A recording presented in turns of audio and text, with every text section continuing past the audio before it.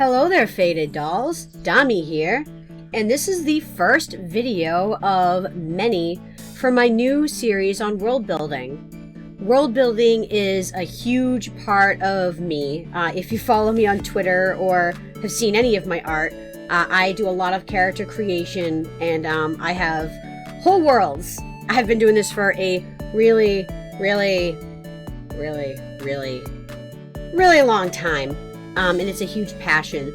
So I wanted to create a set of videos that would break down world building so that maybe it would be a bit easier and more fun for you guys. This first video is just going to be a few broad tips on world building. Just some things to keep in mind as we move through each video. Now, each video will be specific to a theme, so it won't be overwhelming. One video may be on creating a religion or character development or design. So definitely stick with the videos and kind of create along with me if you want. Leave some comments below as well, and let me know if you have any questions or any specific topics you want me to touch upon. All right, with that said, let's get right into it. All right, so my first tip is start from any point in your world building that you want to. I stress this because no two people build the same. It's very unlikely. We all have things that we enjoy to build. We all have different worlds. Some of our worlds may rely heavily on lore around religion or around race. Just different worlds have different builds, and you can start from any point that you feel most comfortable. And that point that you feel most comfortable is probably going to be the strongest point in your world. I repeat, it will probably be the most strongest point in your world. So, as an example, I really love building on my races. I have a race of Derekians. If you guys are reading my comic, Taru Nakata is Derekian, and they are magic based.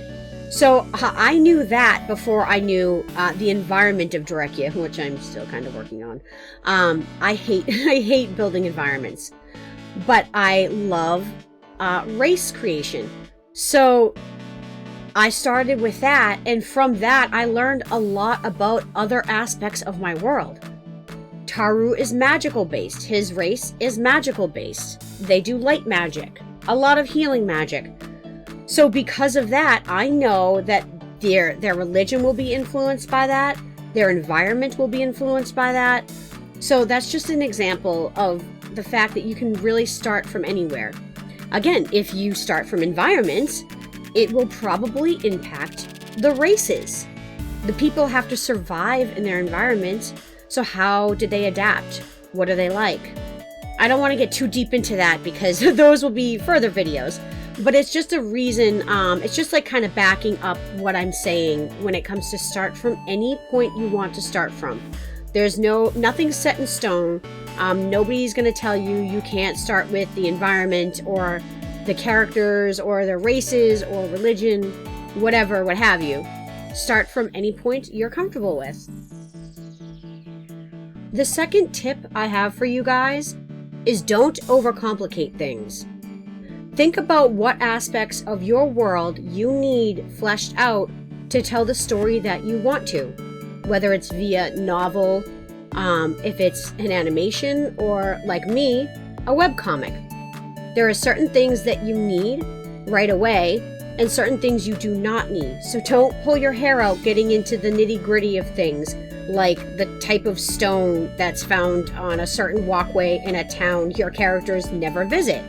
That stuff just gets very convoluted and you'll end up pulling your hair out. Unless you're a masochist, then go right ahead. I'm not going to stop you.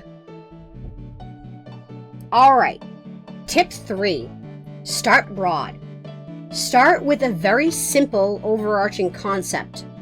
Because from a simple concept, you can move in and add details, big to small. An example would be my race of Derekians. Say I was just building them. I want a race that is magical based. That's a broad concept.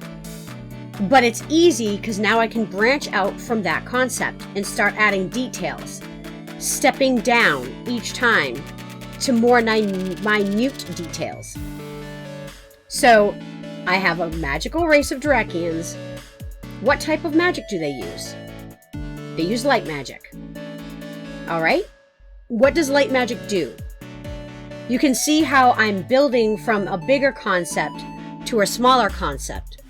And it makes everything a little bit more doable. It organizes things a little bit better. Big to small. This brings me into tip 4. Ask questions. Now, I actually used this tip without thinking about it with the last tip. So I had a broad concept of a race, my Drakian race, and they use magic. I asked myself, well, what type of magic do they use? They use light magic. Okay, what can they do with this light magic? Etc. and so on. Have somebody ask you questions about your world, because it'll definitely make you think about concepts that maybe you didn't come up with on your own. This is one of the strongest tools that I've used throughout the years to build my world. It was more inadvertently because my friend and I roleplay, and my characters have been put into situations where I had to come up with a reason for something. Say transportation. How do our characters get from point A to point B? They use portals. I had to come up with that. The way that I world builded is actually kind of on the spot, because I didn't want my friend to know that I didn't already have these concepts fleshed out when she did. Ask questions. It'll help you think, it'll help you organize, have a friend do it, or ask yourself questions. All right, my last tip, tip 5, is work in sections. So I'm kind of repeating myself, it feels like, but these tips really do puzzle together really well. They work well together. So when I say work in sections, I mean, you don't need to bounce around to like working on a race, working on an environment, working on a hierarchy of social status. I think that's the reason why a lot of people give up on world building, because they try to do everything all at once, and it becomes so overwhelming that they burn out. Work on one thing at a time, and move on when you're ready, when you think you have enough information. I am not saying that you can no longer go back to something like building your race once you've built them up a bit, but maybe build them up a bit, and any information you get from building your races might help you build other aspects of your world, like social status or environments. Keep everything as organized and as simple as you can at the beginning, and then work your way out. Well, I hope these tips helped you guys out. If you have any questions or any things you want me to touch upon when it comes to world building, please comment below. Make sure to subscribe so you can keep up with these videos. And I'll be doing several world building videos, and I'll be breaking things down into stuff like races and environment and etc. All right, guys, until next time. Bye.